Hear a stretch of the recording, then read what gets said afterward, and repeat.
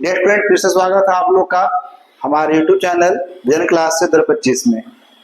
देखिए हम लोग चैप्टर नंबर 1 जो विलेन है उसमें चल रहे हैं और ये हमारा थर्ड लेक्चर है, जिसमें आप लोगों को मैंने सेकेंड लेक्चर में रोका था कि विलेनों की सांद्रता का कैसे प्रकट करेंगे। वैसे विलेन का प्रकार हम समझ चुके हैं, कितने टाइप्स के होते हैं। आज हम लोग का फोकस है विलेनों की सांद्रता पे। तो चलिए हम लोग अपने वीडियो को स्टार्ट करते हैं। तो देखिए विलेन की सांद्रता है, उस सांद्रता शब्द का मतलब है क्या।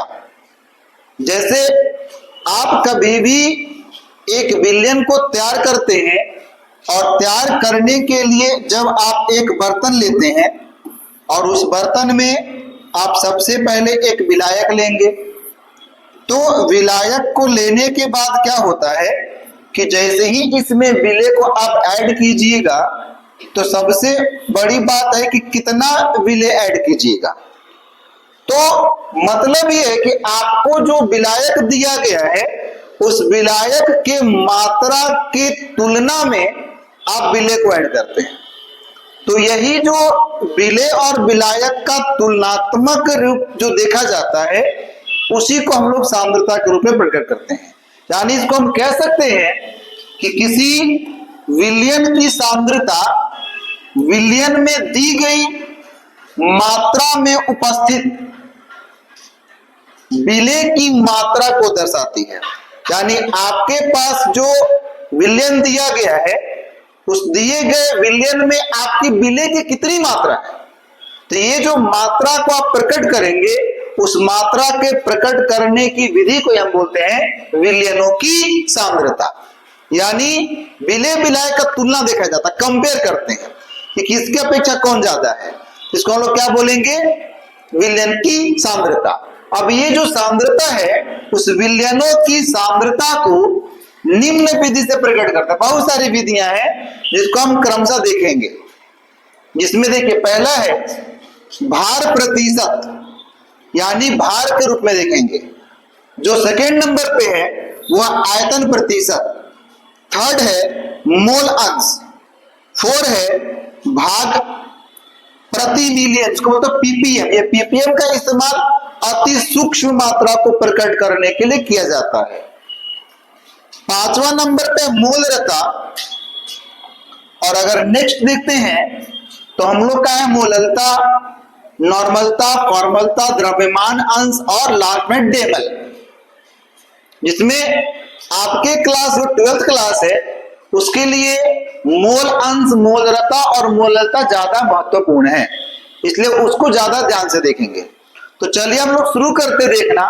तो देखिए हमारा जो भार प्रतिशत है, भार प्रतिशत का मतलब होता है कि आखिर किसी चीज का जब आप द्रव्यमान के अकॉर्डिंग यानी भार के अनुसार बात करते हैं तो प्रति 100 भाग में, यानी द्रव्यमान के अकॉर्डिंग जो 100 भाग है उसमें कितना परसेंट है, यानी यह विले के भार और विलयन के कुल भार का अनुपात है।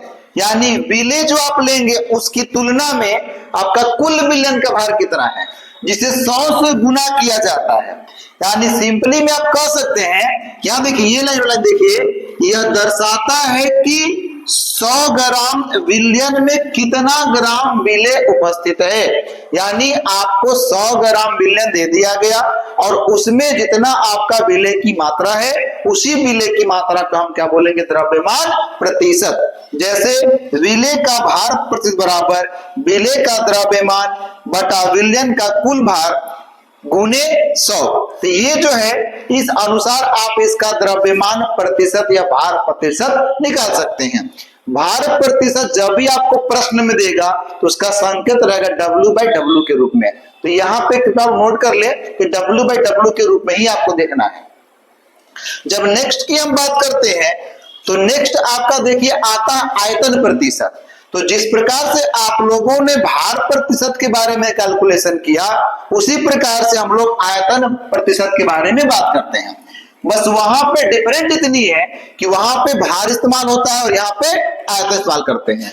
जैसे यह 100 मिली बिलियन में विलेय का आयतन को दर्शाता, मतलब वहां पे 100 आप ग्राम लिए थे और यहाँ पे मिलीलीटर की बात कर रहे हैं। यहाँ भी सेम फार्मूला है, विलेय का आयतन प्रतिशत बराबर विलेय का आयतन बटा विलयन का कुल आयतन गुने 100। जब तीसरे पे जाते हैं तो तीसरा वाला पॉइंट आपके लिए महत्वपूर्ण यानी VBI है। जब यहाँ पे हम तीसरे की बात करते हैं मोल अंश, यानी यहाँ पे मोल के रूप में बात करना है। तो मोल जो होता है वह किसी भी विलयन में यदि आप विलेय लेते हैं, विलायक लेते हैं, तो विलेय या विलायक के मोलों की जो पूरी संख्या है उस पूरी संख्या की तुलना में विलेय या विलायक कितनी संख्या, यानी किसी विलयन में उपस्थित विलेय या विलायक के मोलों की संख्या तथा विलयन में उपस्थित कुल मोलों की संख्या के अनुपात को हम क्या बोलेंगे, मोल अंश कहते हैं, यानी अनुपात के रूप में रिप्रेजेंट करेंगे। और इसे क्या करते हैं तो x द्वारा प्रकट करते हैं। क्या द्वारा करते हैं, x द्वारा।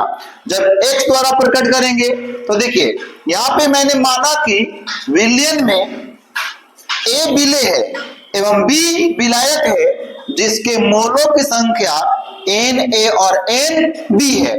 तो अब जब इसके अकॉर्डिंग जब हम कैलकुलेट करते हैं तो विलेय की मोल का अंश बराबर यानी XA इक्वल टू क्या हो जाएगा, तो विलेय की मोलों की संख्या बटा विलयन में उपस्थित कुल मोलों की संख्या। अब इसी को अगर हम सिंबॉलिक फॉर्म में जाते हैं तो अभी आपने पीछे देखा कि वहां पे आप कैसे करना आपको, तो x से प्रकट करते हैं। तो XA का मतलब हुआ विलेय का, तो Na का मतलब का विलेय का मोल संख्या बटा यहाँ पे Na प्लस Nb, यानी जब आप किसी विलयन को तैयार करते हैं तो तैयार करते समय आपका विलेय और विलायक दोनों एक ही में होता है, इसलिए कुल मोल संख्या मतलब Na प्लस Nb की बात करेंगे। तो दोनों जो Na प्लस Nb कुल मोलों की संख्या है। तो जिस प्रकार आपने विलेय का निकाला उसी प्रकार आप विलायक का भी निकाल सकते हैं, XB equal to NB divide by Na plus Nb। अब दोनों को जब हम जोड़ेंगे यानी विलेय और विलायक के मोलों की संख्याओं का जो योगफल होता है मोल अंश का, उसको हम कितना होता है, 1 के बराबर होता है। अतः एक इसके अनुसार अगर आपको किसी विलेय या विलायक में से कोई भी का मोल अंश पता है तो उसे मात्र 1 में से घटाकर आप इसके मोल अंश को निकाल सकते हैं। यहां तक नोट कीजिए। चलिए नेक्स्ट हम लोग बात करते हैं पीपीएम की। ये पीपीएम जो है ये भी एक सांद्रता प्रकट करने की इकाई है, लेकिन इसमें सबसे बड़ी बात यह है कि सूक्ष्म मात्रा को प्रकट करता है। यानी पीपीएम यानी प्रति मिलियन, यानी कोई भी आपके पास अगर पदार्थ है तो उसके 1 मिलियन शुद्ध कणों के बीच जो है वो कितने अशुद्धि के कण हैं उसी को प्रकट करता है। यानी यहाँ पे जब देखते हैं तो यह एक सांद्रता की इकाई है जो 1 मिलियन भागों में एक भाग को दर्शाती है। यानी आपके पास अगर 1 मिलियन कण है तो उस कण के बीच में बाकी दूसरे कण कितने हैं इसको प्रकट करेगी। और सबसे बड़ी बात है यह पदार्थ की बहुत ही छोटी मात्रा को प्रकट करेगी, यानी जैसे वायु के प्रदूषण की मात्रा, जल के प्रदूषण की मात्रा या जल में अशुद्धि की मात्रा, ये सभी चीजें जो होते हैं वो पीपीएम के रूप में प्रकट की जाती हैं। यहाँ देखिए पीपीएम इक्वल टू क्या फॉर्मूला है, घटक यानी कोई भी आप अव्यय लेंगे विलेय और विलायक। याद रखिएगा पीपीएम को आयतन के रूप में प्रकट कर सकते हैं, द्रव्यमान के रूप में प्रकट कर सकते हैं, कई रूप में प्रकट किया जाता है। यानी घटक का द्रव्यमान बटा विलयन का कुल द्रव्यमान गुने 10 टू द पावर 6 यानी 1 मिलियन की बात करते हैं। जब इसी क्रम में हम लोग आगे बढ़ते हैं तो अब आते हैं कहां पे, मोलरता पे। देखिए मोलरता 12th क्लास के लिए VBI है।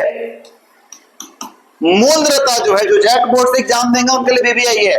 जो मोलरता है वो प्रति लीटर विलयन में विलेय की मोलों की संख्या, यानी आपके पास 1 लीटर विलयन दे दिया गया, उस 1 लीटर विलयन में जो विलेय की मोलों की संख्या होती है उसे हम लोग क्या बोलते हैं, मोलरता कहते हैं। और मोलरता को कैपिटल M द्वारा सूचित करते हैं और इसका SI मात्रा क्या होता है, तो मोल प्रति लीटर होता है।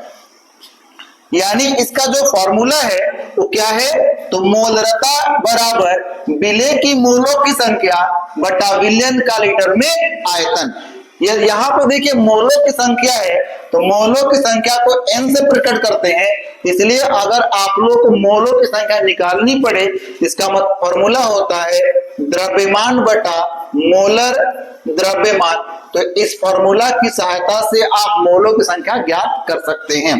दूसरी चीज, अगर किसी प्रश्न में आपको अगर आयतन न दिया हो और घनत्व दिया हुआ हो, तो आप जानते हैं घनत्व बराबर जो फॉर्मूला होता है वो होता है द्रव्यमान बटा आयतन।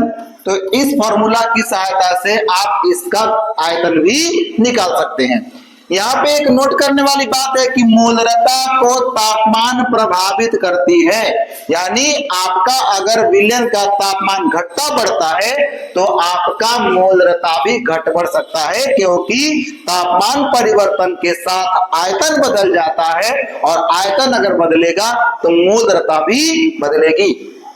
इसलिए नोटिस करना है कि तापमान के साथ क्या होता है, मोलरता परिवर्तित होता है। नेक्स्ट की अगर बात करते हैं तो कहां पहुंच गए, मोलरता में। जब मोलरता की बात करेंगे तो मोलरता बहुत ही सिंपल है कि प्रति केजी विलायक, विलयन नहीं है, ध्यान दीजिएगा यहाँ पे विलायक शब्द का इस्तेमाल किया जा रहा है। प्रति केजी विलायक में उपस्थित विलेय की मोलों की संख्या को मोलरता कहते हैं और इसे स्मॉल m से सूचित करते हैं और इसका SI मात्रक होता है मोल प्रति केजी।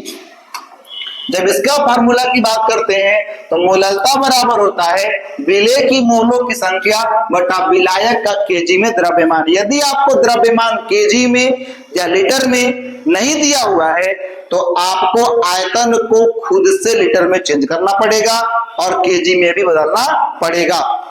इसलिए आप लोग हमेशा कंसंट्रेट रहें और देखते रहें। और ये 2-3 टॉपिक जो आपके लिए बहुत महत्वपूर्ण है। नेक्स्ट जो आपके विलयनों की सांद्रता को प्रकट करने की विधि है वो हम लोग अगले वीडियो में देखेंगे, लेक्चर नंबर 4 में। तब तक आप बने रहिए हमारे साथ, हमारे YouTube चैनल जेन क्लासेस के साथ।